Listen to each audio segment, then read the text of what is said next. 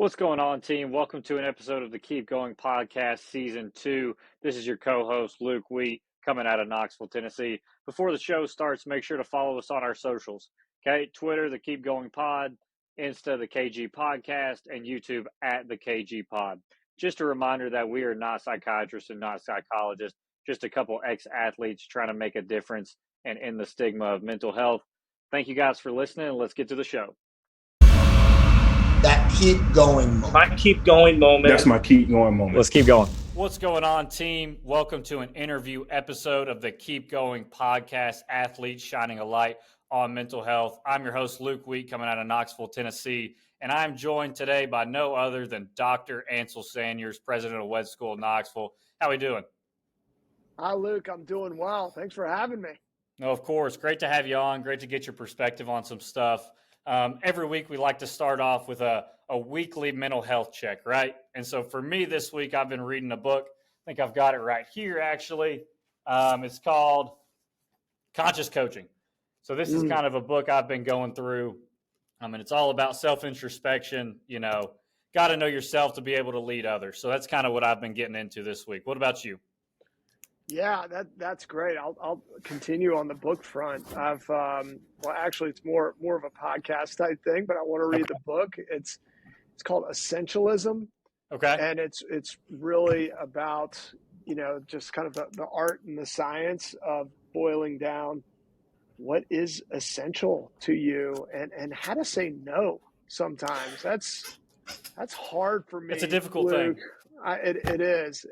And so that's one thing. And then, for me, my family, we've got 3 little girls, third grader, 5th grader, 6th grader. And I think spending family time is a wonderful way to really remind yourself what matters, what really matters. And that's good for mental health and good for me. Absolutely. I love that essentialism point. Saying no is difficult, and I think a lot of educators struggle with that. You have a kind heart usually whenever you're educating, and you want to make an impact on somebody's life. And I can tell that just with my interactions and you and how you kind of move around the school and how you're bopping around and touching everybody, right? You're touching all parts of the campus. While doing that, you still got to set your personal boundaries, right? Yeah, and keep yourself keep yourself motivated by keeping yourself happy, right? I think that's really important. So I love that. That's exactly right. And the 3 girls, man, tell me how they're doing. They're new to Webb. How are they feeling about the campus? Are they loving it? Yeah. Thank you for asking about that. Yeah. We moved to Knoxville in July, I guess. And so, yes, they all go to Webb School here, and they're settling really well. So far, so good. And it's because of their teachers. First and foremost, shout out to you. I know you don't teach them yet. Yeah, a couple years from now. They're waiting in the wings there, but they've just been embraced by everybody here, from the teachers to their classmates. I think such a neat thing about this school at the faculty level and at the student level is they want other people to come into the mix and be part of this community. They care about that. They want to see each other thrive and do well. And so that type of culture and atmosphere is just perfect for really any kiddo, I'd say. And absolutely. And certainly it's been great for my girls. So absolutely excited that they're doing well. Yeah, I think this school, one word that comes to mind for me is collaboration. Yeah. At the other schools I've been at, I don't know if I ever spoke to a middle school teacher about what they've been doing in class and how that kind of parallels what I've been doing in class. And I had those conversations quite a bit here. It's an amazing place. So agreed. Webb School's amazing, and we will talk about that a little bit later on in the episode. But I do want to touch on your athletic career a little bit and let you kind of pat yourself on the back. We've got a Washington and Lee General All-American here with us. Dr. Sanders, kind of walk me through your collegiate career. So one thing that I want to know specifically, All-American. Yeah. To me, to be an All-American, the NCAA really prides itself in setting leaders up for that position, right? Not just athletic talent, but also academically. And, you want to be a leader on the team if you're going to make that All-American. So I assume you were. How did you lead the team back in the day? Oh, man, yeah. And it was back in the day. That's for No, sure. no. It was definitely back in the day. Hey, I graduated from college in 2004, so it's definitely Hey, I didn't ask feeling you. I back in didn't the ask day. you to put a Hey, date on it. I I didn't put ask it out that. there. No shame, no shame. But uh, you know, I played lacrosse in college and played for just the most wonderful coaches and had just the best teammates. And so any kind of personal success and accolades that I receive is really just a reflection of the team that we had and the coaches that I had. I didn't play a lot of lacrosse growing up. I really started getting serious playing lacrosse in high school. I played a ton of soccer growing up, and I Yes, played sir.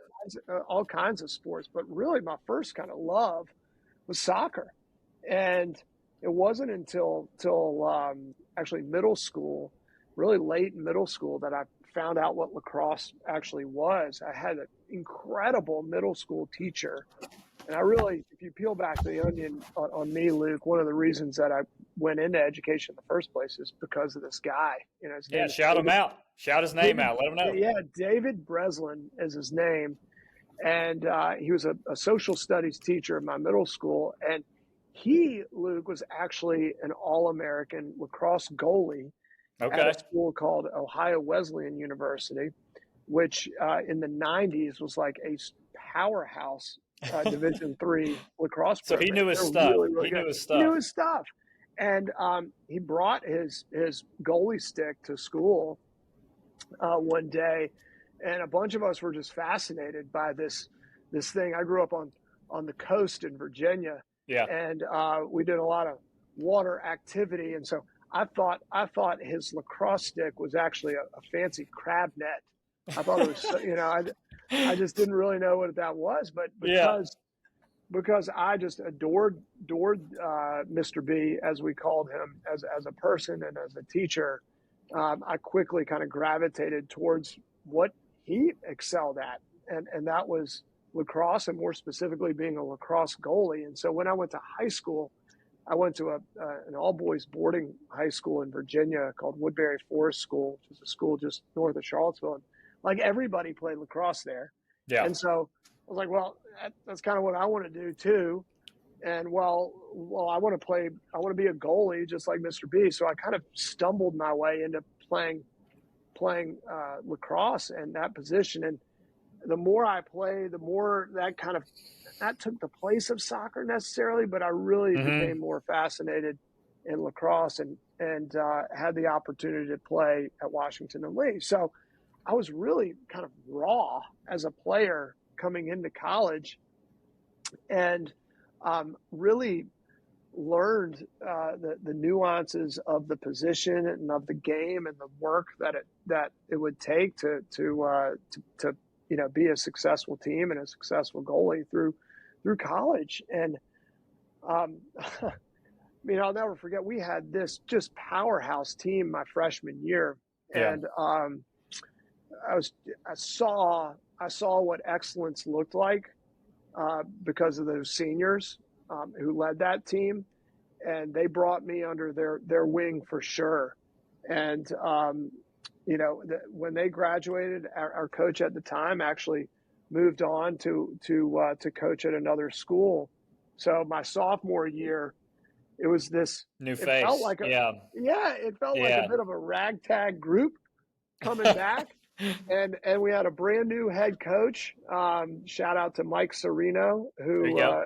who's my coach. And so we were kind of looking at each other. This one of the all-time great senior classes had graduated, a phenomenal coach had graduated, or had moved to coach at another school, and there we were. Yeah. And all of a sudden, there I was between the pipes, playing at W&L, which is a really competitive program in school at the Division III level, and somehow we got it done. You did And it. we did really, really well that year, that my sophomore year, and because I think we kind of pulled ourselves up by our bootstraps and figured out how to be successful, and looked ourselves in the mirror and put in the work and supported each other, and were vulnerable enough to know where we were weak and where we could build. Goodness, we really thrive, and that set the tone for junior year and senior year. And I kind of found more and more success throughout those 2 years, and that's kind of my story a little 100%. bit there. Yeah. Hey, I love that. And, you were kind of right to say that, especially for the All-American status, your team has to do well for you to be able to get that All-American status, right? But the goalkeeper position is a big part of that. And I don't know how you say it in lacrosse, but the goalkeepers in soccer, that's what I played, and Jared Ziegler over here at Webb played as well. We're the crazy guys on the team, right? You have to have a fine balance of willingness to just lose it all or win it all at any moment, right? You've got to be able to commit or hold back, and you got to make that in a split second. And that can cause some stress, and that can cause some anxiety. Whenever I was playing college soccer, I went through a lot of that, and I was a positive person, outwardly, but I think inwardly I had a lot of negative self-talk, just kind of because of that stress and because of that anxiety buildup. What was the mental health atmosphere like at Washington and Lee and on the lacrosse team, and how did you deal with that stress kind of from the goalkeeper position? Yeah, you hit the nail on the head. I mean, you were a goalie as well, Luke, so you can empathize in some ways. It's in lacrosse, it is, as a goalie, the game is built for scoring. Yeah. I mean, it is a high scoring game, and so a shutout, 0 goals against, just doesn't happen. It's not like a hockey goalie where you got a ton of pads and you kind of fill up the goal. It's just a 6x6 goal. And, I'm not the biggest guy in the world, and I don't have a ton of pads on. And so, you're going to get scored on. And don't sell yourself short. Don't sell yourself short. I made some saves here and there, but, we got by. But, I think you have to come to terms with failure when you're a goalie, particularly a lacrosse goalie. And I've done some coaching and of course played a lot in college. And one of the first things that my coaches really drove into me was this notion of getting the next one. Yeah. It's like there is an inevitability to getting scored on. Own that and get the next one, because the next one's coming right down your throat really quick. So if you sit there and are in your own head and let the mental game kind of lapse, then that is going to emanate out into your performance. And so I think most of playing a goalie or playing as a goalie has a mental side to it. And so if you have some of that fortitude and understanding and have the requisite type of support around you to pick you up when you have those natural moments where you're like, man, I am off. Because some days, that ball looks like a beach ball and you're saving everything. Other days it looks like a little seed and you can't do it. So you're going to have those days and you're going to get scored on. The question is not if you get scored on, but what you do. What you do next. How do you get the next one? And so I start there because that philosophy was really supported by my coaches and my team. And then Washington and Lee as a university, kind of like Webb, is a real high trust relational place. Yes. It's small, it's intimate, people know each other, people are kind and supportive of you. There's a real kind of drive for excellence, but there's a lot of requisite support to meet those expectations. So both on the team and at the school, I felt like, I had the type of support and capacity to put myself out there and try to do my best in a pretty thankless position where you will get scored on all the time. Absolutely. I had kind of an interaction with one of my college players the other day. So I'm coaching the college goalkeepers at Maryville right now. Yeah. And we were at Center College up in Kentucky. Decent, really good program. Really good program. They have a new field, great facilities. A lot of top recruits go there. And so we get the shutout win 2-0. But there was a moment when my goalkeeper, he went up, tries to catch a cross, right? Falls under his hands, goes between his legs. Defender has to clear it out of a million people in the box, all this. After the game, we're talking. I don't mention that kind of stuff right after the game. I kind of let it settle down. But one of the defenders looked at me and he said, "Be honest, Coach Wheat. What would you have done if Michael gave up a goal there?" I said, "It's on to the next one." Right? That you can't focus on that past failure. And we have a lot of athletes now, especially at Maryville.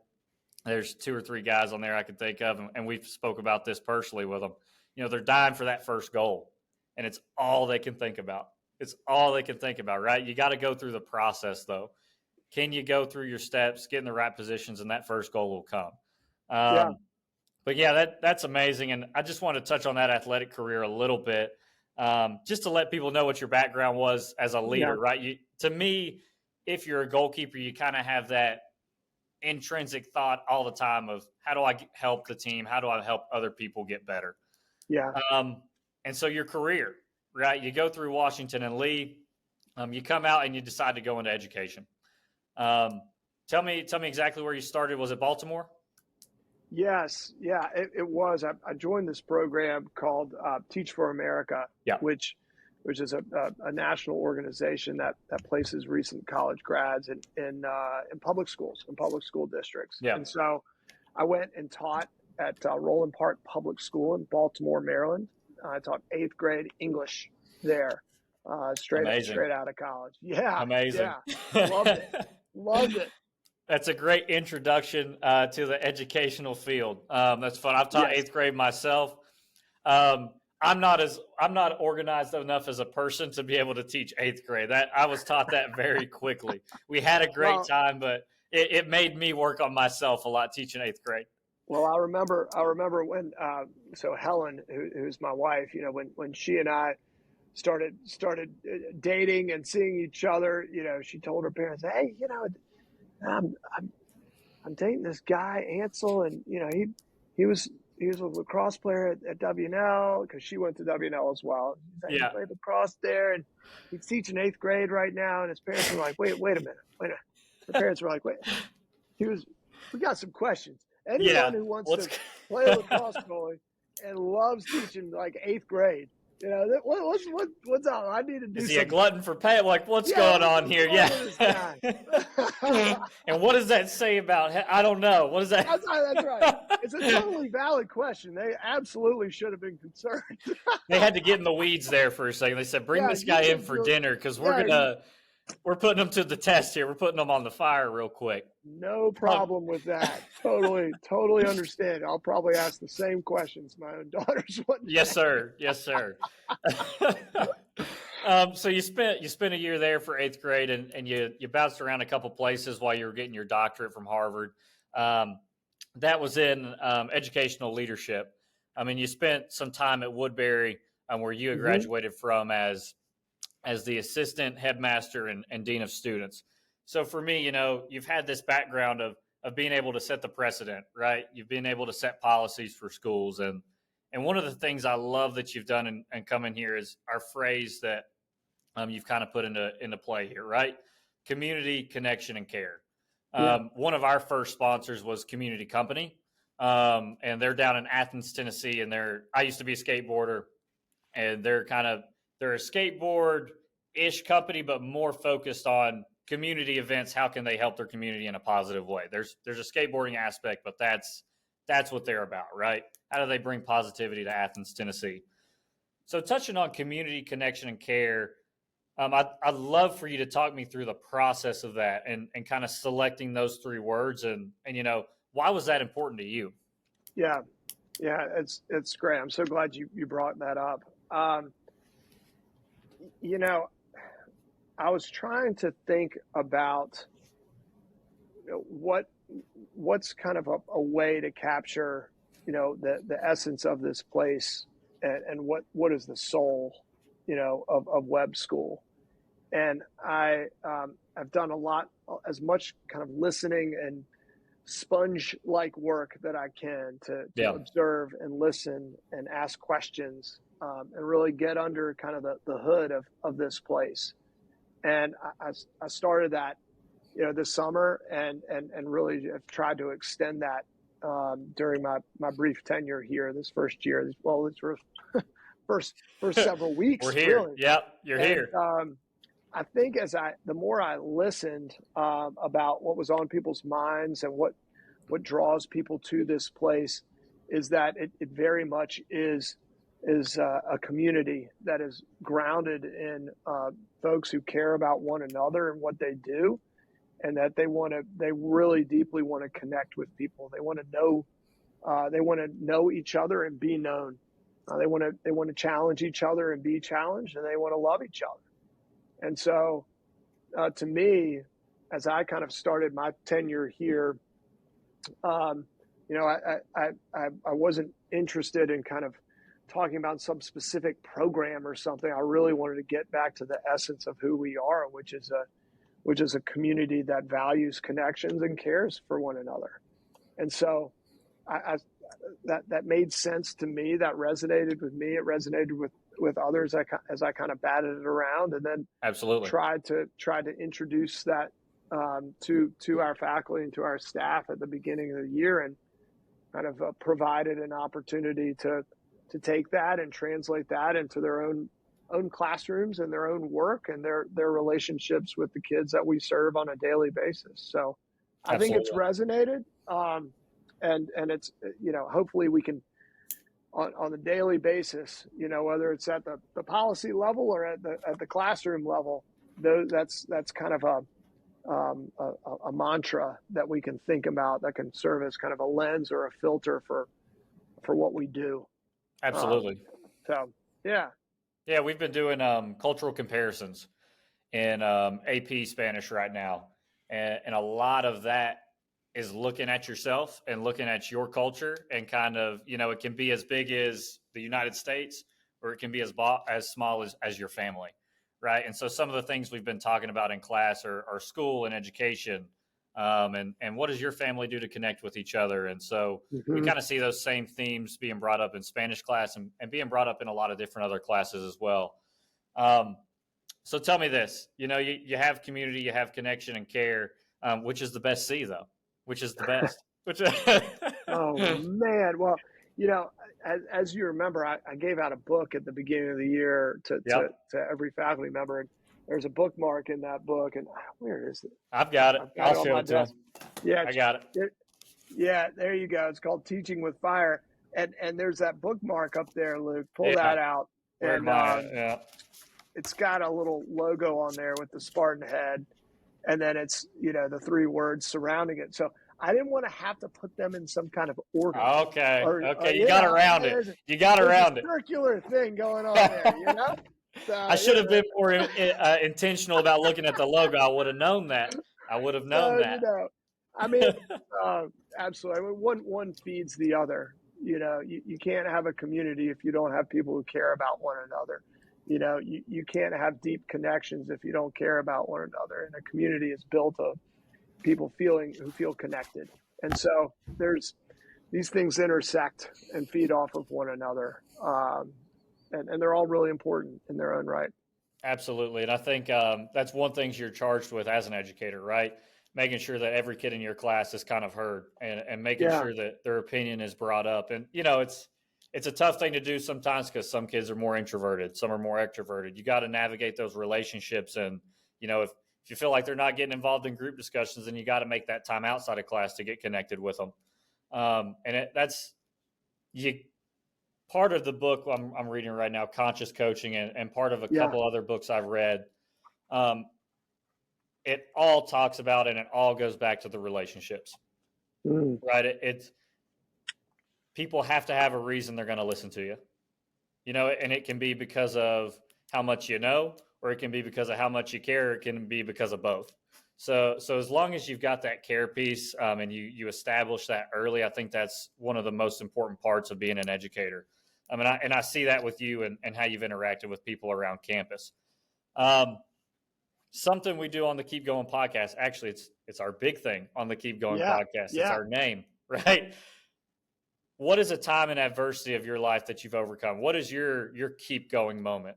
What has got you where you're at today? I mean, there are a lot of them for sure. That's what a lot of people say. There's a lot of them, but I will tell you, I'll go back to the Washington Elite Lacrosse days.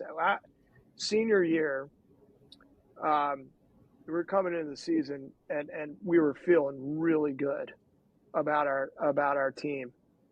We were talented. We were confident. We had several of us were returning All-Americans. I was a captain. Like, it was just like we were set up for success. Set up for success. Goodness. Oh yeah, man! Like we were ready to roll. Yeah, we were thinking national championship, or at least I was. I mean, we were poised for that, and we had a great class. And anyways, 5 games into the season, we're 2-3.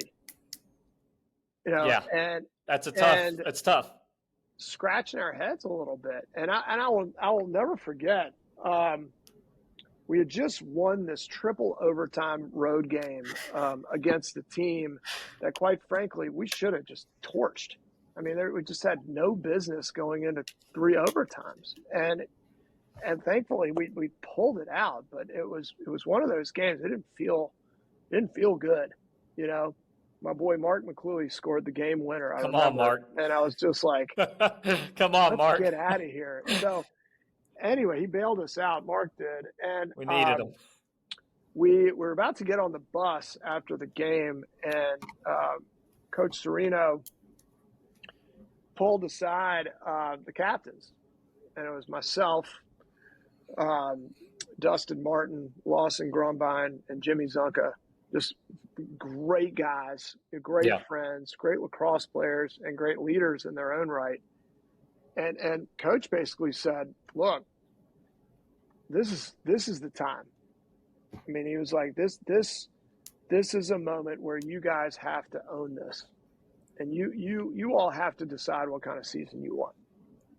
I can't play for you. I mean, you've heard versions of this yourself, but it was, a very much like, what are you going to do? Are you going to keep going in a positive direction, or in this kind of complacency direction?"